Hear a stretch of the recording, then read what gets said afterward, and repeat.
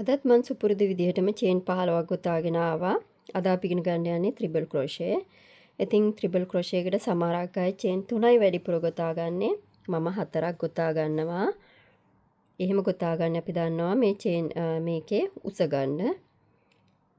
1යි 2යි 3යි 4යි. ඊට පස්සේ 4ක් ගොතාගෙන අපි ගෙතුම පටන් ගන්නේ 5 වෙනි එකට. 1යි 2යි 3යි 4යි 5යි. ඒතර මම ගෙතුම පටන් ගන්න ඕනේ මේකට. අපි ඊට පස්සේ කරන්නේ මේකෙදි පොඩ්ඩක් පරිස්සමට ගොඩාක් වෙලාවට පුරුදු නැති වුණොත් එහෙම ලියන්න ඉඩ තියෙනවා. ඒ හින්දා පරිස්සමට මෙහෙම එකපාරක් පටලව ගත්තා. ඔයාලට මතක ඇති ඩබල් ක්‍රොෂේ වලදී අපි එකපාරයි පටලව ගත්තේ. ත්‍රිබල් ක්‍රොෂේ වලදී අපි මෙහෙම දෙපාරක් පටලව ගන්නවා. පටලවගෙන ඔයාලට හුරු නැත්තම් මෙහෙම පොඩ්ඩක් ඇඟිල්ල තියලා මේක තද කරගන්න. නැත්තම් ලිහෙන්න ඉඩ තියෙනවා. ඊට පස්සේ අපි ගොතන්නේ පස්වෙනි එකට. පස්වෙනි එක මගේ මේක. පස්වෙනි එකට දැම්මා. පස්වෙනි චේන් එකට දාලා අපි මෙහෙම නූල ඇදලා ගත්ත කටුව ඇතුලෙන්. එතකොට අපිගේ මේ චේන් මේ කටුව උඩ නූල් පොටවල 4ක් තියෙනවා. අපි කරන්නේ මේ නූල පටල අරගෙන පළවෙනි නූල් දෙක අතාරිනවා. පරිස්සමට කරන්න පුරුදු වෙන්න. සමහරක් වෙලාවට ඔයාලගේ අතින් ඔක්කොම ගැලවිලා යන්න ඉඩ තියෙනවා. එහෙම වුණොත් ආයේ ගෙතුම ඉවර කරලා ගෙතුම ලිහලා ආයේ පටන් ගන්න. ඊට පස්සේ අපි ආයේ කරන්නේ මෙහෙම ආයේ එකපාරක් නූල පටලව ගත්තා දෙකයි අතාරින්නේ. මේ වූල් එක හරිම ක්වොලිටියෙන් බාල එකක්. මම ඔයාලට කියලා දෙන්න ඕන හන්ද බාල ක්වොලිටි එකක් ගෙනාවේ. වැඩි වේදම් කරේ නැහැ. ඊට පස්සේ අපි ළඟ තව දෙකක් ඉතුරු වෙනවා. මේ දෙකත් මෙහෙම අතාරිනවා. ත්‍රිබල් ක්‍රොෂේ වලදී අපි 3 පාරක් අතාරිනවා. අපි ඊළඟ එක ගොතලා බලමු. එක පාරයි දෙපාරයි තුන් පාරයි. ඒ හින්දා තමයි අපි ඒකට ත්‍රිබල් ක්‍රොෂේ කියලා කියන්නේ. දැන් මේක දිගටම ගොතාගමු. ඔයාලට ගෙතුම බෑ කියලා දුක් වෙන්න එපා. මමත් කාලයක් ඇඬුවා මට මෙහෙම ගොතන්න බැරුව. ඉතින් ඒක අතේ හුරුවත් එක්ක පුරුදු වෙනවා.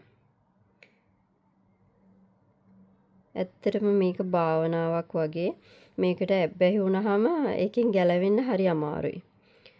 ඉතින් කාටවත් කරදරයක් නැතුව තමන්ගේ පාඩුවේ ගොතාගෙන කීයක් හරි හොයාගන්න හරි පුළුවන්. අපිට ගෙදර ඉඳලා පොඩි ළමයි එහෙම ඉන්න කට්ටියට වැඩට යන්න බැහැනේ. ඒ වගේ කට්ටියට මේ වගේ දෙයක් කරලා ගෙදර ඉඳලා කරලා අපිට කීයක් හරි ආදායමක් උපය ගන්න උනත් පුළුවන්. මොකද මේ වගේ හෑන් නිර්මාණ වලට ලොකු ඉල්ලුමක් තියෙනවා. ඕපදූප කතා කර කර කාලේ වේදම් කරනවට වැඩිය කාලේ වැය කරනවට වැඩිය ටීවී කියන ටෙලිඩ්‍රාමා බල ඔළුව නරක කරගන්නවට වැඩිය ඇත්තටම මේක හරියට භාවනාවක් වගේ. මේකට ඇබ්බැහි වුණාම මේකෙන් ගැලවෙන්න හරිම අමාරුයි. ඇත්තට මේක සුන්දර ඇබ්බැහි වීමක්.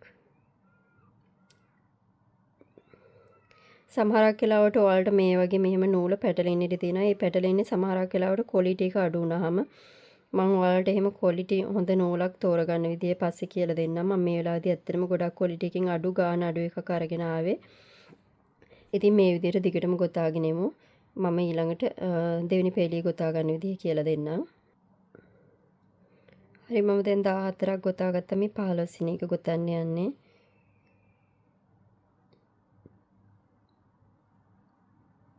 පහළවයි ඊට පස්සේ 4ක් දාගත්තා. 1 2යි 3යි 4යි.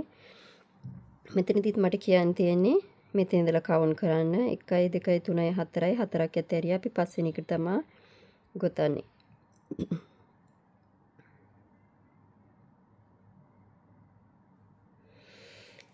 ඉතින් මෙහෙම මේ පෙළියත් ගොතාගෙන යන්න තියෙන්නේ. මම කියපු විදිහට කවුන්ට් කරගෙන පරිස්සමට ගොතාගෙන යන්න. ඊට පස්සේ මම දැන් ඔයාලට ගිය පාඩමේදී කියලා දුන්නා කොහොමද ෆිනිෂින් එක කරගන්නේ කියලා නූල් හංගව ගන්න. දැන් අපිට බැරි වෙලා හරි වැරදුනා කියලා හිතන්නකෝ. දැන් වැරදුනහම අපිට මේ ගෙතුම අන්ටයි කරගන්න හරි ලේසි. ඉතින් ඔයාලට එක්ක වූල් බෝලයක් අරගෙන හැම එකම ඉගෙන ගන්න පුළුවන්. මේක ගලවගලා අපිට කරන්න තියෙන්නේ මේක මෙහෙම නූල ඇදගෙන යන්න විතරයි. අපිට අවසානට වෙනකම් මේක මෙහෙම ගලව ගන්න පුළුවන්. ඉතින් වැරදුනොත් එහෙම බය වෙන්න එපා. අපිට වැරදුන තැන වෙනකන් ගැලෙව්වා. ඊට පස්සේ ආයෙ කරගෙන යන්න තියෙන්නේ.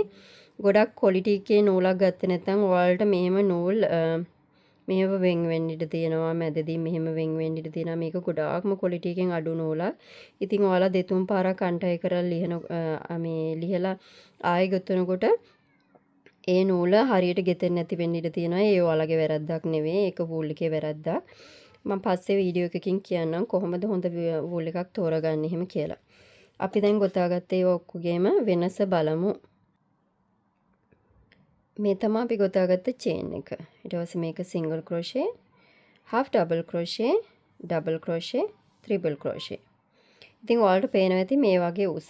මේකට වැඩි චුට්ටක් මේක උසයි. මේකට වැඩි චුට්ටක් මේක උසයි. මේකට වැඩිය මේක උසයි. ඉතින් ඔයාලගේ කරන නිර්මාණය අනුව ඔයාලට පුළුවන් කැමති එකක් මේවා කරන්න. ඉතින් අපි හැම වෙලාවෙදිම ගෙතුමක් කරගද්දී මේ වගේ ස්ටිච් යූස් කරන එක මේ වගේ කම්බිනේෂන් එකක් දෙක තුනක් ස්ටිච් යූස් කරලා කරනවා. එහෙම තමයි අපි ගෙතුමක් කරගන්නේ. ඉතින් මේ තමයි බේසික් ස්ටිච් එක. අපිට තව එක දෙයක් ඉගෙන ගන්න තියෙනවා මැජික් රින් එක. මැජික් රින් එක අපිට මොන හරි රවුමක් විදිහට ගොතාගෙන යන එකට පාවිච්චි කරන්න පුළුවන් එකක්. ඒක තමයි අපිට අවසානට ඉගෙන ගන්න තියෙන්නේ. මම ඒක ඊළඟ වීඩියෝ එකේදී අරගෙන එන්නම්.